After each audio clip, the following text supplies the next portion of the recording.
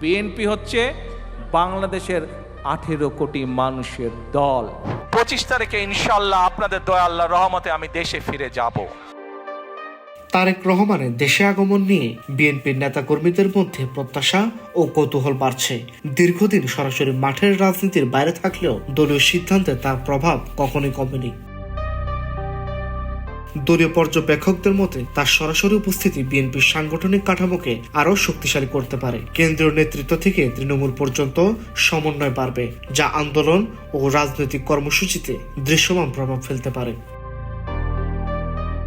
একই সঙ্গে রাজনৈতিক অঙ্গনে প্রশ্ন উঠছে, তার আগমনকে ঘিরে সরকার ও অন্যান্য রাজনৈতিক দলের কৌশল কি হতে পারে। পরিবর্তিত রাজনৈতিক বাস্তবতায় এই প্রত্যাবর্তন নতুন সমীকরণ তৈরি করতে পারে বলেও মনে করছেন বিশ্লেষকরা। সব মিলিয়ে তারেক রহমানের আগমন শুধুই একটি ব্যক্তিগত বা দলীয় ঘটনা নয়, এটি দেশের রাজনীতির গতিপথে নতুন আলোচনা ও সম্ভাবনার দরজা খুলে দিতে পারে। News desk, Dhaka district.